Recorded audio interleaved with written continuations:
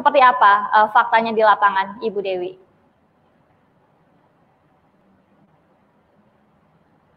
Kalau kita melihat perkembangan pelaksanaan kampanye di lapangan terkait dengan dugaan pelanggaran, baik itu pelanggaran tindak pidana pemilihan, pelanggaran administrasi, kode etik, maupun juga yang fokus kami awasi adalah pelanggaran terhadap protokol kesehatan.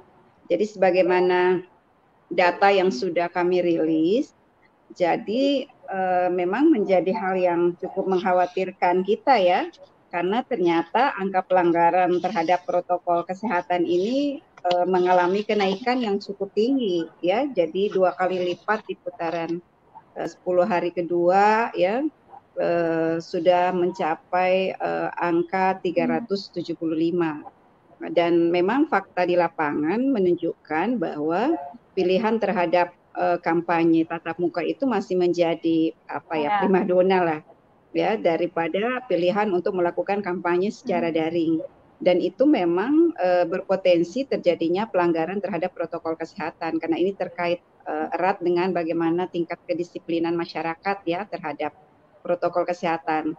Kita bisa lihat ya, baik secara langsung di lapangan ataupun melalui beberapa pemberitaan di media, memang masyarakat kita ini kan tingkat kedisiplinan terhadap penerapan protokol kesehatan bukan hanya pada aktivitas pemilihan ya, menggunakan masker ya. Beberapa daerah yang saya kunjungi ada memang yang mungkin menganggap bahwa COVID ini tidak tidak terlalu mengkhawatirkan buat mereka atau seperti apa ya. Itu memang ada ya juga mereka yang tidak patuh untuk menggunakan masker. Nah, ketika ini bersamaan dengan pelaksanaan tahapan kampanye, maka pelanggaran-pelanggaran itu masih kita temukan di lapangan. Ya, kemudian juga berkaitan dengan jumlah peserta yang sudah dibatasi kan, pertemuan terbatas tatap muka itu masih dibolehkan, tetapi dengan syarat jumlah peserta tidak melebihi daripada 50 orang. Nah, ini yang sampai pada pelaksanaan tahapan pemilihan kampanye khususnya di memasuki hampir sebulan ini, catatan kami ya dari tanggal 6 sampai 15 Oktober sudah ada 375 kasus ya. Itu belum lagi pelanggaran-pelanggaran di luar protokol kesehatan ya. Itu catatan Bawaslu sudah ada 1.533 temuan dan 336 laporan. Jadi sudah ada 1.869 pelanggaran. Jenis pelanggaran di luar protokolnya apa, Bu? Ini yang akhir-akhir ini banyak yang kami proses ya, terutama pelanggaran. Jadi pelanggaran yang paling tinggi memang pelanggaran administrasi. Tetapi yang menarik bagi kami yaitu pelanggaran tindakan pelanggaran, indikasi pelanggaran tindak pidana pemilihan. Contohnya misalnya yang sedang kami proses di beberapa daerah, bahkan sudah kami rekomendasikan kepada KPU untuk dilakukan pembatalan, yaitu tindakan penggantian pejabat, dan ada juga tindakan menggunakan program kegiatan yang dilakukan oleh kepala daerah yang sudah mencalonkan diri sebagai calon kepala daerah. Nah, pasal 71 ayat 2 dan ayat 3 ini kan sanksinya sanksi pidana, dan juga sekaligus bisa diberikan sanksi administrasi diskualifikasi. Dan ini sudah kami proses di beberapa daerah. Misalnya di Kabupaten Gorontalo, kemudian di Pegunungan Bintan, kemudian di Kabupaten Banggai, ya, kemudian ada di beberapa daerah lainnya. Nah, Ibu Dewi, kalau tadi disebutkan pelanggaran khususnya yang soal protokol kesehatan ini ada peningkatan signifikan bahkan sampai nyaris menyentuh 100% begitu ya di pekan kedua atau di 10 hari kedua begitu di masa kampanyenya. Ini sebenarnya kalau dilihat pengawasannya yang kurang ketat atau memang ternyata sesulit itu membiasakan para calon ini untuk mengenal atau mulai melaksanakan kampanye menggunakan sistem yang baru dengan daring ini, Bu? Saya kira kalau sosialisasi tentang penerapan protokol kesehatan bukan hanya dilakukan oleh penyelenggara saja ya, tapi saya kira ini menjadi tanggung jawab mutlak dari pemerintah, baik pusat maupun daerah. dan aktivitas sosialisasi tentang bagaimana menerapkan perilaku baru di tengah pandemi COVID-19 ini saya kira juga sudah secara gencar dilakukan. Nah, terkait dengan penegakan hukum, terutama PKPU 13 tahun 2020 tentang pelaksanaan tahapan pemilihan di tengah pandemi COVID-19, dan kami juga sudah mengeluarkan Perbawaslu 4 tahun 2020 bagaimana melakukan pencegahan, pengawasan, dan penanganan pelanggaran di dalam pelaksanaan pemilihan di tengah pandemi COVID-19. Langkah-langkah pencegahan sudah kami lakukan ya, misalnya memberikan surat peringatan dini ketika akan melaksanakan tahapan kampanye, kemudian juga melakukan pengawasan langsung di lapangan. Jajaran kami selalu mengawasi setiap aktivitas yang dilaksanakan oleh pasangan calon maupun tim kampanye. Nah, kenapa kemudian kami bisa betul. Kenapa kami bisa merekam adanya aktivitas kampanye yang melanggar protokol kesehatan? Karena memang kami berada di lapangan. Jadi ketika peristiwa itu terjadi, kami cegah, tapi kemudian tetap terjadi, maka kami kemudian mengeluarkan surat peringatan. Bahkan sampai tindakan membubarkan, ya. Kalau misalnya tidak, memang sampai hari ini kami belum pernah mengeluarkan rekomendasi untuk tidak diikutkan kampanye selama 3 hari. Karena ketika tindakan pembubaran itu dilakukan, maka kami anggap itu sudah menjadi sanksi yang sudah kami berikan. Baik, Ibu, saya akan tanyakan komentarnya kepada Pak Dewa. Bapak Dewa masih bergabung bersama kami di sini ya, Pak? Ya, masih, Pak. Masih. Silakan. Pak Dewa, berkaca pada temuan-temuan kawan-kawan dari Bawaslu ini, Pak, dalam pengamatan KPU sendiri, apakah semua pengaturan ini sejauh ini sudah baik atau masih ada yang perlu diperbaiki atau tingkatkan begitu ya, terkait fasilitas mungkin atau tata laksana kampanye juga misalnya? Terima kasih ya. Jadi kalau terkait dengan regulasi, tentu KPU ya sampai sejauh ini kami masih dalam tahapan melaksanakan apa yang sudah diatur. Tadi Ibu Dewi sudah menyampaikan, misalnya terkait dengan kampanye diatur dalam Peraturan KPU nomor 13 tahun 2020. Jadi upaya kami adalah melakukan sosialisasi, koordinasi terus-menerus ya, termasuk sejumlah daerah juga telah melakukan upaya berupa rapat-rapat yang dilakukan di daerah dalam rangka meningkatkan literasi ya, pemanfaatan media sosial dan media dalam jaringan di masa kampanye ini. Nah, tentu ini harus menjadi komitmen kita bersama ya. Jadi aturan yang sudah ada, kami harapkan akan bisa dilaksanakan secara efektif dan dipatuhi ya oleh masing-masing pihak begitu. Kami telah menghimpun ya akun-akun media sosial yang didaftarkan ke KPU provinsi maupun kabupaten kota yang menyelenggarakan pilkada. Itu data terakhir jumlahnya 6.420 ya. Nah, kalau itu dimanfaatkan tentu akan bisa juga ya sampai kemudian visi dan misi itu kepada pemilih. Nah, selain kemudian bentuk-bentuk kampanye lain, seperti misalnya kampanye di media sosial, media dalam jaringan tentu ya. Kemudian ada juga kampanye di media cetak, media elektronik ya. Ada APK ya, alat peraga kampanye, ada juga bahan-bahan kampanye. Nah, pada prinsipnya semua itu bisa dilakukan. Namun karena ini adalah masa pandemi, tentu prioritas kita adalah pada bentuk-bentuk kampanye yang sedapat mungkin ya terhindar dari kerumunan massa, karena ini tentu rawan ya dari aspek kesehatannya. Saya kira demikian, Mbak Yayu. Baik, Pak, kalau bicara data sendiri sebetulnya memang masih didominasi oleh mereka yang melakukan kampanye dengan offline atau tatap muka. Bagaimana KPU mendorong mereka secara real, mungkin memberikan sosialisasi atau bagaimana bentuk real dorongannya supaya mereka juga mengenal lebih masif lagi bagaimana kampanye menggunakan proses daring ini atau sistem daring ini? Ya, betul ya. Jadi data kami tidak jauh berbeda dengan data yang dimiliki oleh Bawaslu. Karena kami ya sudah meminta provinsi dan kabupaten kota untuk secara periodik melaporkan hasil monitoring terhadap pelaksanaan tahapan kampanye. Dan kami juga melakukan rapat-rapat evaluasi dan koordinasi. Terakhir diselenggarakan tanggal 15 yang lalu. Nah, data kami ya sekitar 4% ya yang menggunakan kampanye dalam bentuk media sosial dan media dalam jaringan. Itu data sementara. Nah, upaya konkretnya, saya mohon izin sampaikan contoh ya. Itu misalnya di KPU Provinsi Jawa Barat, itu melakukan kegiatan sosialisasi, mengundang tim kampanye pasangan calon, jajaran KPU Provinsi Kabupaten Kota, demikian juga Bawaslu untuk meningkatkan ya literasi mengenai pemanfaatan media sosial. Jadi saya kira upaya-upaya ini kami terus dorong supaya itu juga bisa berjalan dengan baik. Nah, berharap ya pada periode 3 kali 10 ya 10 hari ketiga itu mudah-mudahan nanti akan ada kemajuan. Tapi satu hal memang kalau kita lihat di lapangan, merubah paradigma ya dalam waktu singkat dari karakter kampanye tatap muka langsung ke bentuk kampanye melalui media sosial ini memang perlu proses ya, perlu proses dan perlu upaya secara terus-menerus begitu. Karena kami sedang ada di lapangan ya, saya diskusi dengan beberapa segmen ya masyarakat pemilih begitu.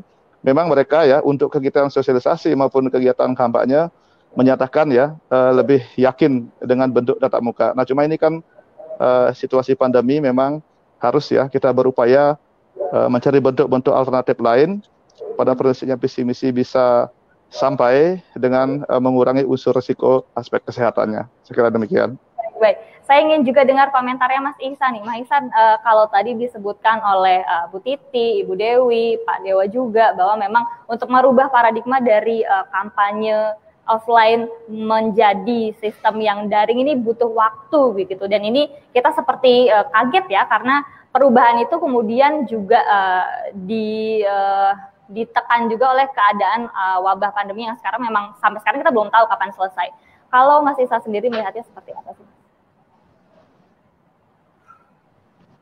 Ya, terima kasih Mbak Jihan begitu. Kalau kami dari Kode Inisiatif sih melihat memang dari awal ya sosialisasi soal PKPU terkait dengan kampanye itu terlalu mepet dengan waktu tahapan kampanye.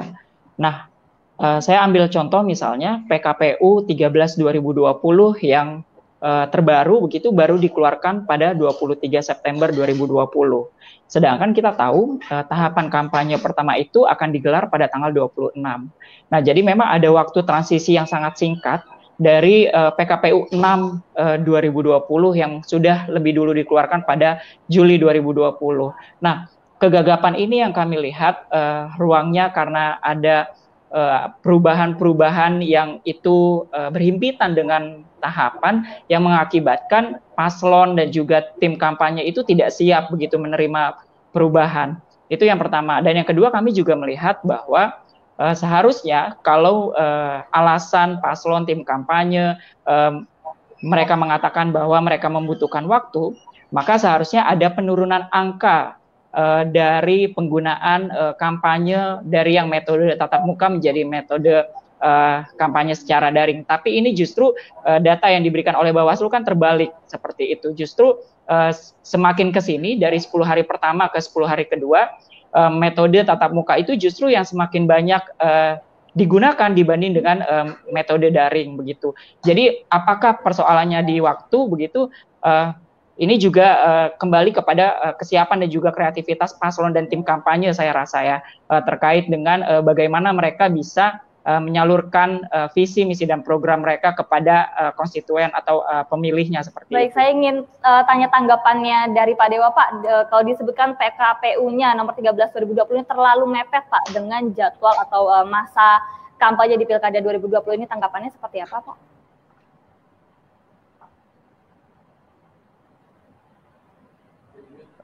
Bahwa PKPU 6 itu adalah awalnya ya, tapi kami kemudian merespon situasi terakhir, hasil kajian kami dan juga berbagai masukan dari masyarakat, KPU melakukan perubahan KPU. Tapi sebelumnya memang juga sudah diatur ya, kampanye dalam bentuk yang sudah ada, kampanye konvensional apa saja yang dimungkinkan, kemudian kampanye di media sosial, media dalam jaringan juga sudah diatur. Yang kemudian berubah signifikan adalah dilarangnya kampanye bentuk lain. Substansi perubahannya di situ. Misalnya ya, rapat umum, ya, konser, kegiatan-kegiatan yang berpotensi terjadinya kerumunan itu kemudian dilarang, ya. Jadi substansinya di situ ditambah penegasan beberapa unsur sanksi. Nah itu. Nah sebetulnya ya persoalan yang lebih mendasar adalah persoalan perubahan kultur ya dan keyakinan publik ya, meskipun sebetulnya sama-sama masih perlu dibuktikan. Apakah betul tatap muka itu lebih efektif di masa pandemi, atau jangan-jangan ya karena akses media sosial di sejumlah daerah itu sedemikian luas, itu justru yang akan menjadi lebih efektif. Nah, dalam posisi seperti ini kami sekali lagi terus mendorong ya, namun karena itu dimungkinkan di dalam aturan, kami juga tidak bisa melarang hal-hal yang memang sudah diperbolehkan. Saya kira Ibu Dewi juga sudah menyampaikan tadi.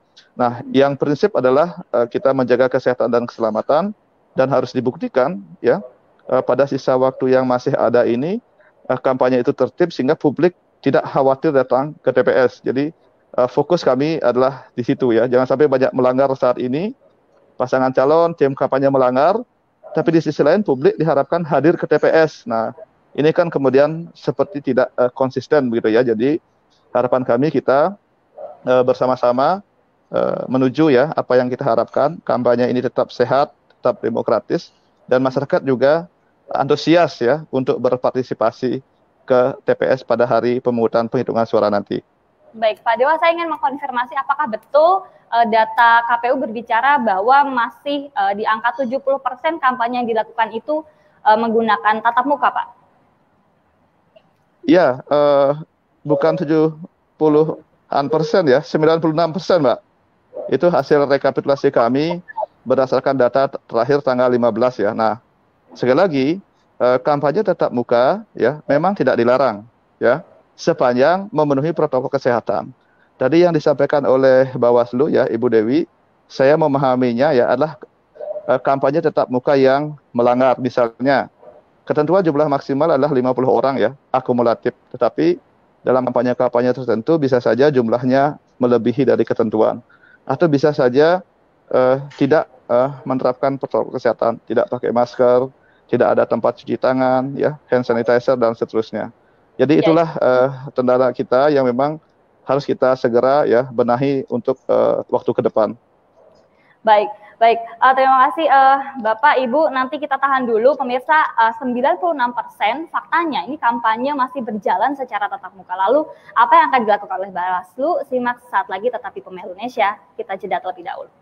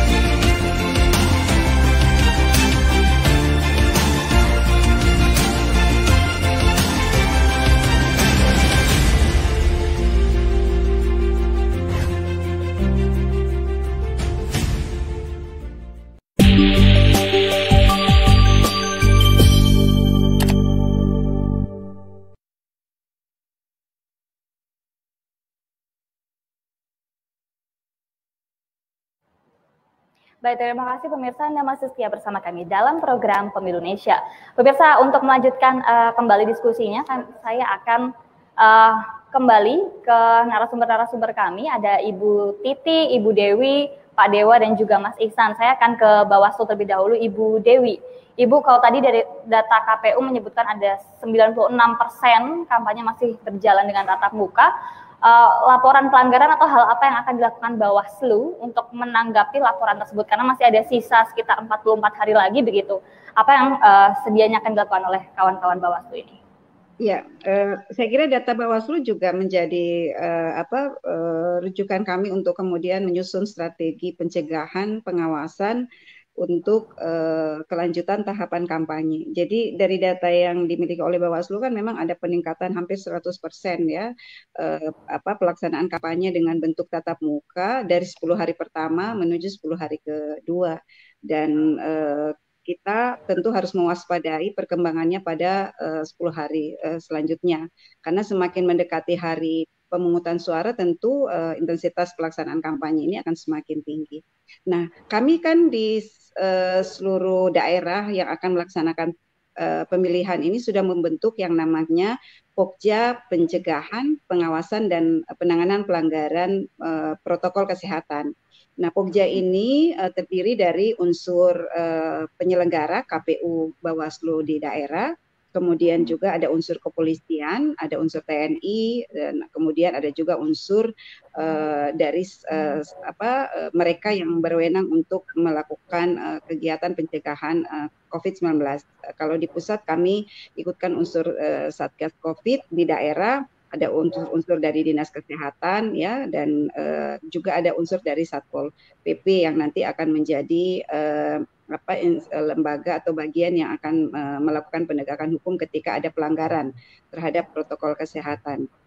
Nah, Pokja ini kami bentuk untuk percepatan informasi ya, dan komunikasi jika ada indikasi pelanggaran terhadap protokol kesehatan pada tahapan pelaksanaan kampanye. Nah, koordinasi ini misalnya kami lakukan dengan kepolisian ketika berkoordinasi untuk bisa mendapatkan informasi secara cepat, demikian juga dengan KPU pada setiap harinya kampanye itu akan dilaksanakan oleh pasangan calon mana saja dan di mana. Nah, sehingga langkah-langkah pencegahan dan pengawasan itu bisa segera dilakukan.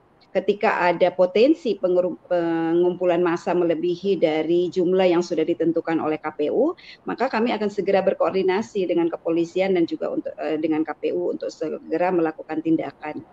Dan Bawaslu punya kewenangan kemudian untuk memberikan surat peringatan dan bahkan sampai pada tindakan untuk melakukan penghentian atau pembubaran kampanye yang melakukan pelanggaran terhadap protokol kesehatan. Nah, ini yang sudah kami instruksikan dalam bentuk surat edaran kepada jajaran kami di tingkat provinsi dan kabupaten kota.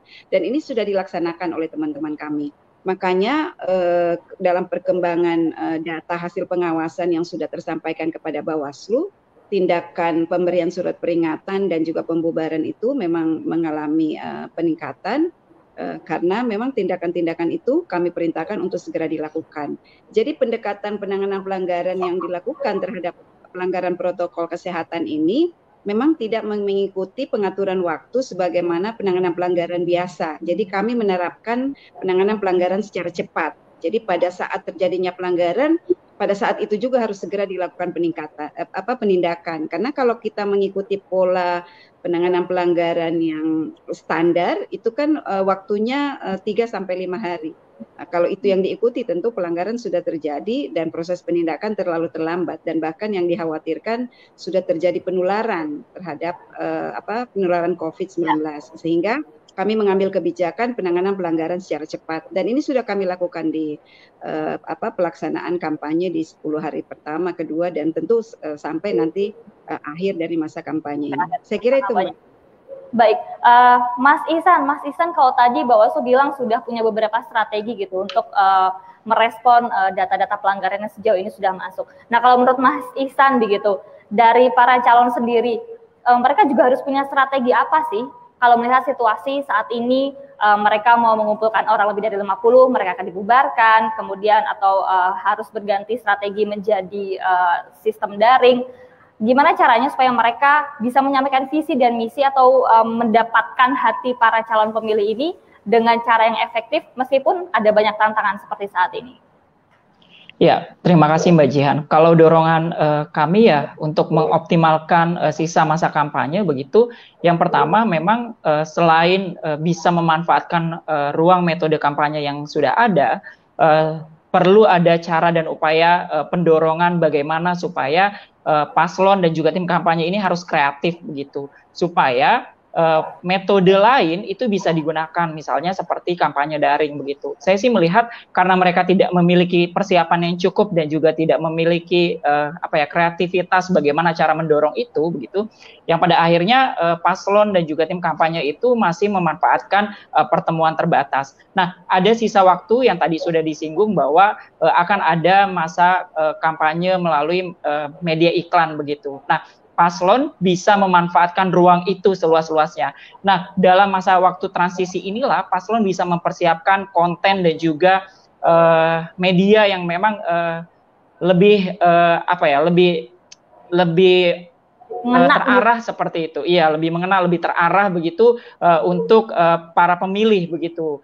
Nah, hal-hal seperti itu sebetulnya bisa saja dilakukan tidak secara mendadak begitu, tapi jauh sebelum kampanye melalui media iklan itu dibuka seperti itu.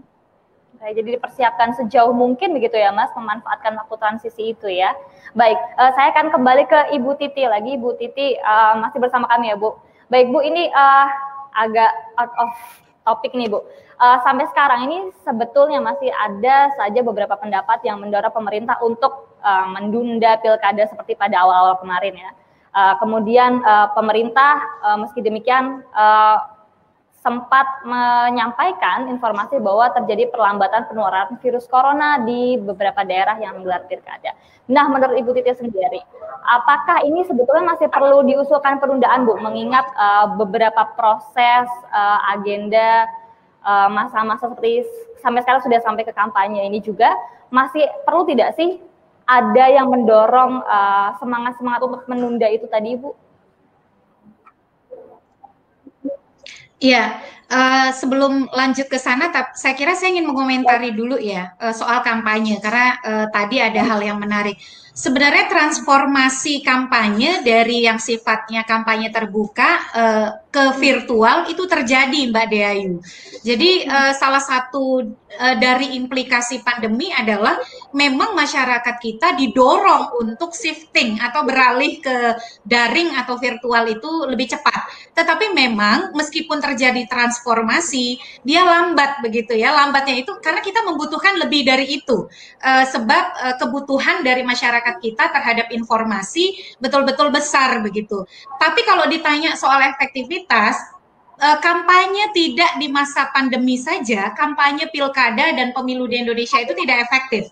Dalam artian kalau kampanye sebagai bagian dari upaya meyakinkan pemilih dan itu merupakan instrumen pendidikan politik, itu belum terjadi di pemilu dan pilkada kita. Bahkan tidak di masa pandemi sekalipun gitu ya. Apalagi di masa pandemi. Nah, terus terang di masa pandemi ini upaya kita untuk menjadikan kampanye sebagai instrumen pendidikan politik yang bukan hanya mengglorifikasi keberadaan calon dengan simbol-simbol yang artifisial, itu lebih berat lagi tantangannya gitu. Dan sejauh ini di hampir 1 bulan kampanye bisa dikatakan salah satu kendala terbesar yang dihadapi oleh pemilih kita adalah akses pada informasi, baik soal proses pemilihan maupun soal kandidat. Saya adalah pemilih di Tangerang Selatan. Kalau saya tidak aktif mencari, saya tidak terpapar informasi. Itu menandakan bahwa dalam konteks efektivitas, karena tadi ya ruang gerak yang lebih terbatas dan lain sebagainya, bisa dikatakan kampanye kita memang belum efektif. Nah, ini dugaan saya seperti karakter-karakter kampanye di pilkada sebelumnya, calon itu kayaknya akan ngegas itu sebelum atau mendekati masa tenang atau menjelang hari pemungutan suara. Disinilah tadi poin dari Ibu Dewi menjadi sangat penting, bahwa ketika intensitas kampanye makin meningkat ketika mendekati masa tenang atau mendekati hari pemungutan suara, maka potensi terjadinya pelanggaran, baik pelanggaran yang klasik ya, klasik ini selalu ada di kampanye kita, misalnya soal politik uang, lalu intimidasi, politisasi birokrasi atau aparatur sipil negara, pemanfaatan fasilitas negara. Nah, itu kan hal-hal yang memang di pilkada kita selalu ada cerita soal itu. Ditambah lagi misalnya karena nih kompetisinya kompetitif, makin ruang waktu untuk meyakinkan pemilih sempit, makin menggoda untuk melanggar protokol kesehatan. Kalau politik uang, dia memang merusak demokrasi. Tetapi pelanggaran terhadap protokol kesehatan, selain pelanggaran terhadap aturan main, dia mengancam nyawa manusia. Jadi ada faktor keselamatan dan kesehatan yang akan terdampak kalau protokol kesehatan ini dilanggar. Memang beban kita menjadi sangat besar akhirnya, dan saya kira kandidat bukan tidak tahu bahwa ada aturan main soal protokol kesehatan, soal tidak boleh ini, tidak itu. Mereka kan aktor politik yang sudah lama malang melintang di istilahnya persilatan dunia politik kita. Tetapi intensi dan motif untuk menang kadang-kadang memicu, mendorong untuk melakukan pelanggaran. Selain memang tadi ya soal pandemi ini, saya kira kesadaran pada protokol kesehatan itu memang menjadi salah satu pekerjaan rumah, walaupun makin baik di masyarakat kita. Tidak semua pemilih kita itu mau patuh dan disiplin pada protokol kesehatan. Yang kedua, sebagai jawaban terakhir, apakah kita perlu mendorong penundaan Pilkada 2020 di tengah proses yang kurang lebih 44 hari lagi gitu ya. Yang pertama menurut saya adalah apapun risiko, apapun dinamika dan juga potensi yang bisa terjadi di Pilkada itu masih mungkin terjadi karena dinamika Pilkada kita ini sangat luar biasa ya. Kita berhadapan di tengah situasi pandemi. Nah, yang perlu dilakukan oleh semua pihak adalah memitigasi risiko sekomprehensif mungkin, termasuk juga adanya potensi yang mengakibatkan terjadi penundaan. Apakah karena misalnya akibat dari paparan pandemi yang mengakibatkan seluruh aktor yang terlibat itu tidak bisa optimal di dalam berkompetisi sehingga mengakibatkan terjadi penundaan, apakah parsial gitu ya atau menyeluruh. Tetapi KPU harus siap dengan berbagai risiko dan menyiapkan strategi antisipasi atas itu. Termasuk juga penundaan itu bisa juga disebabkan oleh masalah hukum yang dihadapi oleh suatu daerah. Contohnya misalnya karena tarik-menarik pencalonan akibat persengketaan pencalonan di mana antara kandidat, Bawaslu dan KPU tidak ada titik temu gitu. Akhirnya deadlock hukum dan membuat tahapan tertunda, atau kemudian juga bencana alam. Kita tidak menghendaki itu ya. Di penghujung tahun biasanya cuaca itu ekstrim gitu ya.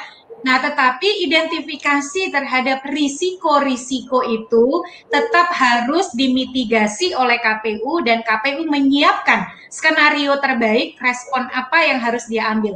Jadi optimis boleh, tetapi KPU tetap harus terukur, termasuk juga siap apabila misalnya ada kondisi objektif yang membuat tahapan pilkada harus tertunda, baik karena pandemi yang memburuk, bencana alam, masalah hukum, ataupun gangguan-gangguan lainnya. Baik, Pak Dewa, komentarnya seperti apa Pak? Ini kalau dari Bu Titi memang ini membuka pandangan kita semua juga ya, melakukan yang terbaik, mempersiapkan yang terburuk. Kalau dari KPU sendiri seperti apa Pak? Ya, betul ya. Jadi kami sebagai contoh konkret ya, telah mempersiapkan bagaimana kemudian tata cara pemungutan dan penghitungan suara di TPS ya. Jadi di samping ya didesain dengan konsep protokol kesehatan, juga di dalam peraturan KPU ya, sebagai contoh peraturan KPU nomor 6 tahun 2020 itu sudah mengatur ya, jika terjadi sesuatu di TPS terkait dengan pemilih, maka ya, oleh karena KPPS lebih fokus kepada pelayanan hak pilih, maka satu jenjang di atasnya yaitu petugas PPS itu akan mengambil langkah koordinasi untuk tindak lanjut ya. Itu sebagai salah satu contoh. Nah, demikian juga hal-hal yang lain. Jadi nanti tentu kita akan lihat situasi yang ada di lapangan ya, apakah hal itu akan diputuskan atau tidak. Namun demikian sekali lagi, sampai hari ini ya kami tetap melaksanakan tahapan, tentu ya dengan memperhatikan secara sungguh-sungguh masukan, saran ya, bahkan juga terhadap kritik-kritik yang disampaikan oleh berbagai pihak kepada KPU, karena kami meyakini itu adalah bentuk kecintaan kita kepada kemanusiaan dan demokrasi ya di tengah-tengah penyelenggaraan tahapan pilkada saat ini. Berarti selalu siap ya Pak dengan berbagai kemungkinan yang akan terjadi, termasuk kemungkinan-kemungkinan yang terburuk. Ya, kita semua harus siap ya. Tetapi tentu tanggung jawab inilah tanggung jawab segenap pihak. Kami KPU ya, saya yakin juga Bawaslu dan DKPP ya sebagai satu kesatuan fungsi penyelenggara tentu berkoordinasi. Demikian juga pemerintah, DPR dan segenap pihak ya. Jadi masukan-masukan itu tentu sangat penting ya. Nah, tentang bagaimana mekanismenya saya kira undang-undang ya, baik Undang-Undang 10 2016 maupun Undang-Undang 6 2020 juga sudah mengatur. Jika ada situasi tertentu dan ada keputusan resmi tentang hal itu, tentu KPU akan mempertimbangkan dan melaksanakannya. Baik, baik. Saya kembali ke Mas Ihsan. Kode, Mas Ihsan, kita tahu kan kali ini ada cukup banyak calon yang merupakan keluarga pejabat di luar incumbent yang kembali mencalonkan diri ya. Nah, apakah dalam pengamatan Mas Ihsan ini terjadi penyalahgunaan fasilitas negara atau pengerahan ASN dalam kampanye, Mas? Ya, Mbak. Kalau dari data yang tadi coba disampaikan juga sama Ibu Dewi, begitu memang netralitas ASN dan juga politisasi birokrasi masih mewarnai begitu kontestasi pilkada di 2020.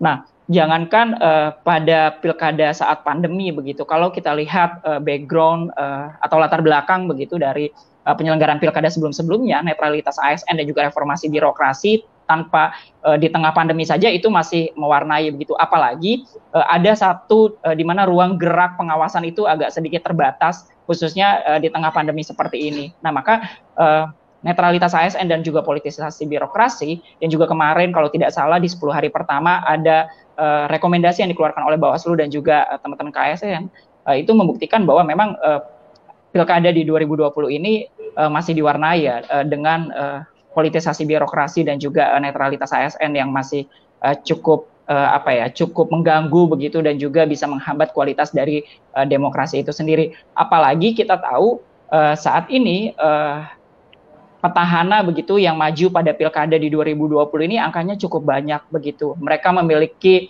resource yang sangat besar, terutama terkait dengan birokrasi dan juga ASN di daerah mereka begitu. Nah, maka antisipasinya memang pengawasan yang harus dilakukan oleh pengawas pemilu itu harus dioptimalkan dan juga mencari satu metode yang memang lebih ideal begitu di tengah pandemi COVID-19 ini. Baik.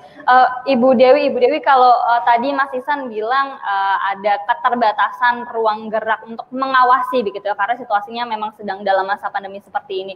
Apakah benar seperti itu, Bu? Dan sejauh mana upaya yang sudah dilakukan untuk semakin meminimalisir pelanggaran-pelanggaran seperti itu?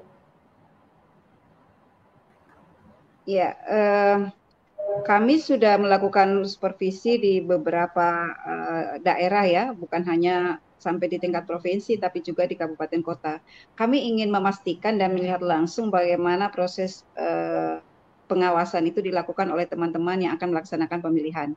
Dalam catatan kami, ya dari hasil supervisi yang kami lakukan, kami tidak menemukan kendala bagaimana teman-teman itu melakukan pengawasan langsung di lapangan. Artinya proses pengawasan ini masih terus berjalan dengan baik, ya bahkan dalam catatan hasil pengawasan maupun penanganan pelanggaran selalu bisa kami terima dari teman-teman yang melakukan tugas di lapangan. Nah, sehingga langkah-langkah pencegahan dan pengawasan ini menjadi sangat penting karena seperti tadi yang dikatakan oleh Mas Ihsan, di beberapa daerah yang diikuti oleh calon petahana ya. Jadi dari 270 daerah ini kan ada kurang lebih 230 daerah yang diikuti oleh calon petahana. Bahkan di beberapa daerah, di 25 daerah yang akan melaksanakan pemilihan dengan calon tunggal, ya itu dengan pasangan calon tunggal juga, dari 25 ini kan 23-nya itu adalah calon petahana. Nah, belum lagi ada beberapa daerah yang tidak diikuti oleh calon petahana, tetapi kemudian diikuti oleh calon yang memiliki kedekatan dengan kepala daerah, misalnya diikuti oleh istrinya, anaknya, dan lain sebagainya. Nah, ini kami dorong kepada teman-teman kami di tingkat provinsi, di provinsi maupun kabupaten kota untuk fokus kepada beberapa hal, seperti tadi yang sudah disampaikan oleh Mbak Titi. Pertama, fokus pada pencegahan dan pengawasan keterlibatan aparatur sipil negara. Kemudian penggunaan fasilitas negara, kemudian penggunaan program kegiatan untuk kepentingan pemenangan pasangan calon tertentu. Nah, dari hasil pengawasan yang dilakukan oleh teman-teman kami di lapangan, ternyata kemudian kami menemukan beberapa pelanggaran seperti yang sudah kami proses di beberapa provinsi dan juga kabupaten kota. Misalnya pelanggaran terhadap pasal 71 ayat 3 Jadi ada kepala daerah yang menggunakan program-program ya yang menjadi program pemerintah daerah, tetapi kemudian digunakan untuk kepentingan kontestasi. Dan ini sudah kami proses untuk pelanggaran tindak pidana pemilihan dan juga pelanggaran administrasi yang sanksinya adalah diskualifikasi. Dan beberapa provinsi dan juga kabupaten, maaf tidak ada di tingkat provinsi, di kabupaten kota maksud saya, itu sudah sampai pada rekomendasi untuk dimintakan pembatalan kepada KPU kabupaten kota. Jadi itu yang sudah kami lakukan, Mbak. Jadi kalau disebut ruang geraknya jadi sedikit terbatas karena faktor pandemi ini, ternyata tidak seperti itu kenyataannya, Bu, di lapangan, Ibu. Bagaimana kawan-kawan di lapangan? Fakta di lapangan yang kami temukan, ya seluruh jajaran kami sudah bergerak, ya artinya melakukan tugas pengawasan baik di tingkat kabupaten, provinsi, kabupaten kota, terutama teman-teman yang berada di tingkat kecamatan. Jadi mereka keseluruhannya melakukan aktivitas pengawasan. Saya fokus melakukan supervisi di beberapa daerah perbatasan dan mereka juga dengan segala keterbatasan ini, ya ruang gerak keterbatasan yang dimaksud bukan karena kondisi COVID, justru keterbatasan misalnya berkaitan dengan soal ketersediaan sarana, kemudian anggaran, tapi saya lihat tidak mengurangi aktivitas mereka untuk berada di lapangan di dalam melakukan tugas-tugas pengawasan. Karena memang di daerah-daerah perbatasan ini kan kendalanya itu kan biasa soal akses jaringan, kemudian akses transportasi, yang biasa menjadi kendala mereka melakukan pengawasan. Tapi setelah saya melihat langsung di lapangan, tugas-tugas pengawasan itu tetap mereka lakukan. Apalagi di daerah-daerah perbatasan yang diikuti oleh calon petahana dan beberapa daerah perbatasan ini juga hanya menghadirkan 2 pasangan calon. Jadi berhadapan-hadapan antara petahana dan non-petahana. Saya kira ini tantangannya sangat besar. Tapi saya melihat di lapangan mereka bisa melakukan tugas-tugas pengawasan ini dengan baik. Baik. Ibu Titi, ini sebenarnya kembali juga ke pendapat Ibu Titi tadi di awal bahwa memang butuh waktu, butuh adaptivitas yang cukup tinggi untuk menyesuaikan dengan situasi. Tapi ternyata kenyataannya seperti yang Ibu Dewi bilang bahwa permasalahan-permasalahannya masih konvensional ya, seperti sebelumnya, seperti akses. Seperti apa? Ya ada beberapa persoalan yang memang semakin berat kita hadapi ketika di tengah situasi pandemi. Terutama kita belum bicara Mbak Deayu soal akses kelompok rentan. Kelompok rentan itu siapa saja? Sebut saja perempuan, lalu kemudian kelompok disabilitas, lansia, masyarakat adat, dan juga mereka yang terdampak pandemi. Misalnya mereka karena pandemi lalu menjadi kelompok-kelompok miskin begitu ya. Sementara tadi ketika ruang gerak akibat pandemi ini terbatas, kita tidak boleh berkumpul, berkerumun, dan lain sebagainya, dan diarahkan untuk misalnya lebih banyak membatasi interaksi di rumah. Contoh perempuan ya. Perempuan itu di masa pandemi dalam banyak studi, dia bukan lagi mengalami beban ganda, tetapi multi beban. Multi beban misalnya apa? Aktivitas-aktivitas domestik itu meningkat, ditambah lagi dengan tanggung jawab yang dulu misalnya dilakukan oleh pihak-pihak di luar rumah, sekolah anak contohnya ya. Sekarang di rumah itu mereka selain misalnya kalau dia ibu bekerja, dibebani oleh pekerjaan-pekerjaan domestik, pekerjaan dia yang juga masih berjalan, dan termasuk juga misalnya beban edukasi yang harus dilakukan ketika misalnya sekolah dari rumah dan lain sebagainya. Nah, ketika itu tidak mendapatkan penjangkauan dari pemilih atau KPU, mereka akan sibuk dengan rutinitas dan ujung-ujungnya nanti tidak dapat informasi soal proses pemilihan, siapa kandidat yang terlibat, dan seterusnya. Nah, keterbatasan terhadap akses informasi ini lalu kemudian akan membuat pengambilan keputusan itu tidak berbasis program gagasan. Makanya bisa saja yang terpilih itu adalah orang-orang yang kadung populer atau orang-orang yang terkenal. Ini menjelaskan sebenarnya kenapa salah satunya keluarga politik dinasti cenderung lebih mudah untuk menang. Karena biasanya selain dia politik dinasti, dia punya modalitas struktural kekerabatan, dia juga populer karena tadi ya dia berkorelasi berhubungan dengan perangkat kekuasaan yang sudah ada. Dan ini yang kemudian kami berharap sebenarnya saya ya sebagai pemilih karena saya di Tangerang Selatan Pak Dewa dan kawan-kawan ketika mendesain salah satunya nih, ini sekarang lagi rame-ramenya debat ya.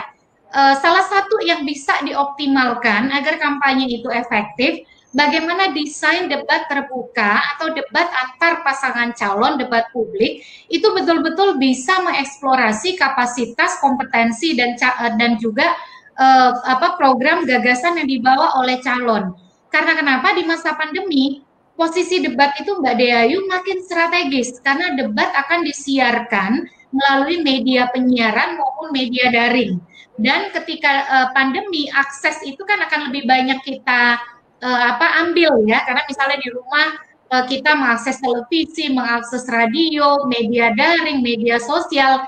Nah, oleh karena akses pada media penyiaran dan media daring makin intensif, kami berharap ada progresivitas terkait dengan metode kampanye debat terbuka atau debat publik antar pasangan calon ini, sehingga masyarakat tuh betul-betul bisa kenal siapa calonnya, apa yang dibawa oleh calonnya, apa visi ke depan calonnya, terutama berkaitan dengan program penanganan pandemi COVID-19. Kita mendengar misalnya Pak Mendagri selalu mengatakan, wah ini pilkada di masa pandemi diharapkan nanti pemimpinnya transformatif, pemimpin yang punya visi jelas soal mengatasi pandemi COVID-19.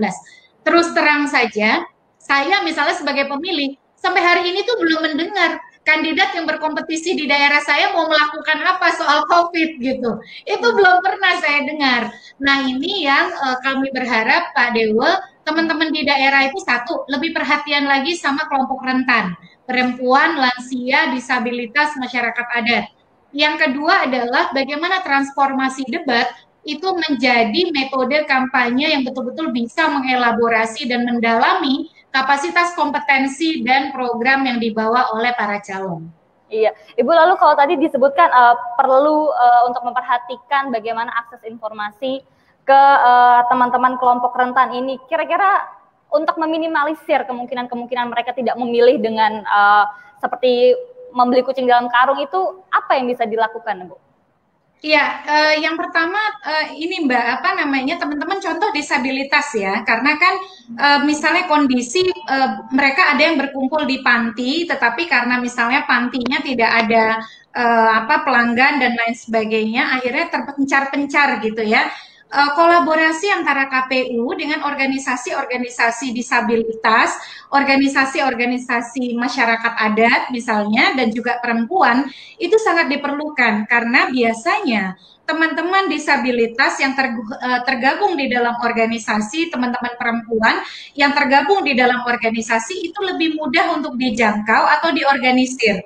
Oleh karena itu kolaborasi antara KPU, Bawaslu dengan komunitas berbasis apakah itu profesi ataukah dia kelompok-kelompok tadi ya, disabilitas, perempuan, lansia, masyarakat adat, itu sangat diperlukan karena itu biasanya mereka ini menjadi sumber informasi bagi komunitasnya. Nah, lalu yang berikut soal sosialisasi KPU. Memang harus diakui Pak Dewa, apakah karena KPU misalnya juga harus berkejaran dengan melakukan adaptasi pada penyelenggaraan teknis pemilihan yang sejalan dengan pandemi COVID-19, intensitas sosialisasi itu menjadi sangat penting Pak hari ini. Termasuk misalnya KPU itu punya portal yang sangat bagus sekali, info.pemilu.kpu.go.id.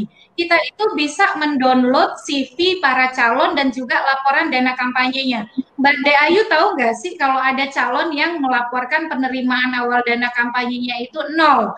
Nah, hal-hal seperti itu kalau kita pemilih tahu, itu kan bisa jadi pertimbangan kita terkait dengan integritas dan kejujuran calon gitu.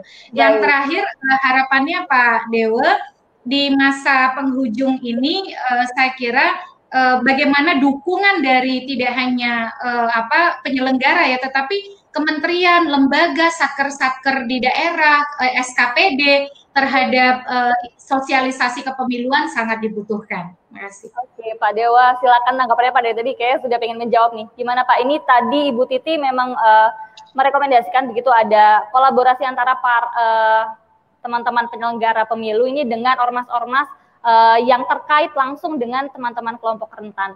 Tanggapannya seperti apa Pak? Ya, Mbak Deayu, saya ini berada di Jawa Timur ya. sebagai contoh saja, kami mengatensi dan mengapresiasi program sosialisasi pemilih kepada segmen perempuan. Jadi kemarin dilakukan sosialisasi di salah satu desa dengan metode tatap muka secara langsung, tapi jumlahnya sangat terbatas, ya lebih kurang 25 orang ya peserta. Tetapi dikombinasikan juga dengan metode daring di sejumlah kecamatan juga ya. Hadir secara virtual sejumlah peserta sosialisasi dengan jumlah yang sudah diatur dengan protokol kesehatan. Ini salah satu contoh. Jadi di dalam peraturan KPU itu ada sekitar 11 segmen ya. Misalnya pemilih pemula, pemilih muda, kelompok agama, kemudian pemilih berkebutuhan khusus dan seterusnya. Jadi kami telah mendorong dan KPU RI juga telah mendapatkan laporan karena kami secara periodik meminta kepada KPU provinsi untuk mempresentasikan ya dalam bentuk PowerPoint begitu apa yang sudah dilakukan, apa kendalanya dan kira-kira apa ya gagasan alternatifnya ke depan. Nah tentu masukan-masukan yang disampaikan oleh Mbak Titi tadi juga sangat penting ya. Ini menjadi bagian dari kami untuk terus ya mendorong upaya-upaya sosialisasi ini. Nah, kemudian terkait dengan bagaimana debat ya, di dalam peraturan KPU ya, kami sudah masukkan ya, di mana bagaimana strategi penanganan COVID ini juga agar menjadi salah satu materi. Namun demikian, di dalam Undang-Undang Pilkada secara eksplisit juga ditulis ya sejumlah ketentuan tentang tema debat. Nah, jadi kami sudah memiliki pedoman teknis ya tentang penyelenggaraan debat, baik untuk jumlah pasangan calon yang mulai dari 1 pasangan calon sampai kemudian 3 pasangan calon. Ada juga daerah yang kemudian 4 sampai 5 pasangan calon. Jadi mengenai durasi dan tata caranya. Nah, selebihnya memang diberikan ruang ya kepada KPU provinsi dan kabupaten kota untuk mengembangkan ya konten-konten atau substansi-substansi yang memang relevan dengan situasi setempat, sehingga debat ini juga memiliki aspek relevansinya ya. Selain terkait dengan kebijakan nasional juga situasi-situasi lokal yang memang penting ya untuk dibahas. Saya kira harapan kami seperti itu. Sebagian sudah menyelenggarakan dan dalam waktu dekat ya provinsi dan kabupaten kota akan juga menyelenggarakan ya bagi mereka yang masih dalam proses. Pak, kalau info pemilu.go.id tadi sejauh ini apakah sudah ada laporannya Pak? Bagaimana gambarannya begitu masyarakat sejauh ini mengakses? Apakah sudah cukup banyak dilihat atau diakses oleh masyarakat? Atau ya dia ada saja tapi masyarakat belum terlalu tahu mungkin bahkan atau belum tersosialisasikan dengan optimal bahwa ada loh informasi bisa diakses dari sini? Ya, jadi begini, website KPU itu kan bukan hanya untuk pilkada saat ini ya, itu juga sudah dikembangkan dan dimanfaatkan untuk pemilu dan pilkada-pilkada sebelumnya ya. Jadi kami juga telah mendata ya akun-akun media sosial, termasuk juga website yang dimiliki itu mulai dari pusat sampai daerah ya. Jadi tentu ya ini memang harus terus disosialisasikan. Namun demikian ya Mbak Dayu, saya kira dalam paradigma situasi pandemi ya dengan meluasnya pemanfaatan teknologi informasi dan komunikasi, saya meyakini sebetulnya pemilih ya, terutama pemilih generasi atau kategori basis milenial ini atau warganet ini juga sebetulnya telah memiliki ya informasi tentang itu. Tetapi sekali lagi selain soal informasi, maka kepastian soal protokol kesehatan ini dipatuhi oleh tim kampanye dan pasangan calon juga menjadi concern kami. Karena bisa saja orang itu tidak memilih bukan karena dia tidak tahu, tetapi justru karena dia lebih banyak tahu dari yang lainnya. Kemudian ada hal-hal yang menjadi pertimbangannya. Nah, maka dari itu mari kita tertib sehingga kemudian masyarakat juga memberikan kepercayaannya ya dan hadir di TPS nanti. Baik, terima kasih Pak Dewa. Saya ke Mas Ihsan lagi. Mas Ihsan, kalau bicara soal mutu kampanye, tadi juga disinggung oleh Ibu Titi begitu ya, sejauh ini banyak sekali para calon yang masih terlalu simbolik begitu. Mereka belum menyampaikan gagasan-gagasan dengan baik. Nah, bagaimana untuk mengejar sisa waktu yang ada ini supaya mereka kampanye ini mereka lebih berisi, lebih substantif gitu. Rekomendasinya seperti apa, Mas Ihsan? Terkait dengan program visi misi dan juga program kerja yang ditawarkan oleh para calon itu memang sangat sedikit ruang seperti itu. Makanya kenapa memang sekali lagi karena memang situasi di tengah pandemi COVID-19, bagaimana visi misi dan juga program kerja yang diajukan pada saat proses pendaftaran itu harus disesuaikan dengan konteks saat ini. Misalnya masyarakat saat ini saya yakin pasti akan lebih concern pada isu ekonomi begitu. Terus juga bagaimana pada isu pendidikan. Nah, maka kreativitas sekali lagi yang dituntut kepada para calon ini, bagaimana visi misi dan program mereka itu bisa dikonkretkan kepada kebutuhan masyarakat hari ini. Nah, jangan sampai visi misi program kerja mereka gagal memasukkan dan juga menyesuaikannya dengan apa yang dibutuhkan oleh para pemilih. Akhirnya justru kita akan kembali pada cara-cara yang tidak baik begitu, misalnya seperti penggunaan kampanye negatif begitu. Kita tahu bahwa di 10 hari pertama kemarin penggunaan kampanye negatif itu mampu terekam begitu dan itu berhasil diawasi oleh pengawas pemilu begitu. Nah, kami berharap bahwa para pengguna sosial media khususnya pemilih itu lebih bisa memilah seperti itu dan juga mengetahui bahwa apa yang disampaikan oleh para calon ketika itu memang bermuatan atau berkonten negatif, pemilih itu memiliki ruang misalnya untuk melakukan laporan kepada Bawaslu seperti itu. Dan juga melalui misalnya ketika mereka meyakini bahwa visi misi dan program kerja yang ditawarkan itu tidak relevan, maka ini juga akan menentukan hak pilih mereka begitu akan memilih siapa. Jadi memang kebutuhan yang ada yang memang dirasakan secara langsung oleh pemilih dan juga visi misi program bagaimana itu bisa dijembatani begitu dan disosialisasikan adalah menjadi cara yang paling efektif bagaimana meyakinkan pemilih pertama untuk memilih mereka dan kedua ada harapan baru bahwa ketika mereka datang ke TPS mereka tidak hanya menuntaskan hak konstitusional mereka tapi juga ada harapan lain yang terkait dengan situasi yang terjadi hari ini sebagaimana yang kita tahu yang memang sudah disampaikan oleh Mendagri Pak Tito ya soal pilih pemimpin dari gagasan yang sesuai dengan kebutuhan. Baik, terima kasih, menarik sekali Mas Ihsan. Sebelum kita mengakhiri episode kita pada hari ini, saya ingin dengar closing statement dari Ibu Dewi. Bagaimana Bu terkait sebulan masa kampanye ini, apakah efektif? Ibu Dewi silakan. Ya, sebagaimana di awal sudah saya sampaikan tadi, ya, jadi sebagai bagian dari tugas, fungsi, dan kewenangan Bawaslu di dalam melakukan langkah-langkah pencegahan, pengawasan, dan penanganan pelanggaran, memang proses tahapan pelaksanaan kampanye sampai hari ini masih menjadi hal yang cukup memprihatinkan buat kita karena ternyata tingkat kesadaran hukum dari peserta ya pasangan calon dan juga tim kampanye ini belum sampai pada tingkat kesadaran hukum yang kita harapkan, di mana ketika PKPU 13 sudah menetapkan beberapa syarat-syarat yang harus diikuti, sejatinya itu harusnya menjadi rujukan atau dasar di dalam melakukan tahapan kampanye. Tetapi dengan angka pelanggaran yang kecenderungannya selalu naik, tentu butuh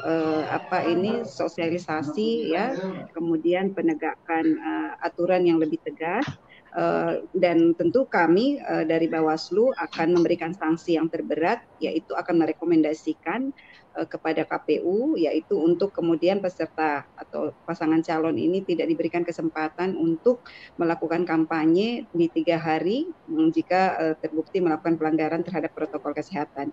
Dan bahkan jika didapat ada indikasi pelanggaran tindak pidana umum terkait dengan undang-undang di luar undang-undang pemilihan, akan kami teruskan kepada kepolisian. Saya kira penegakan sanksi, penerapan sanksi yang tegas akan menjadi bagian penting untuk bisa meminimalisir terjadinya pelanggaran protokol kesehatan. Itu dari Ibu Dewi. Saya kira itu Mbak, terima kasih. Atau rekomendasinya seperti apa Bu untuk closing statement kita pada sore hari ini? Saya ya, Mbak. Betul, Ibu Titi, silakan.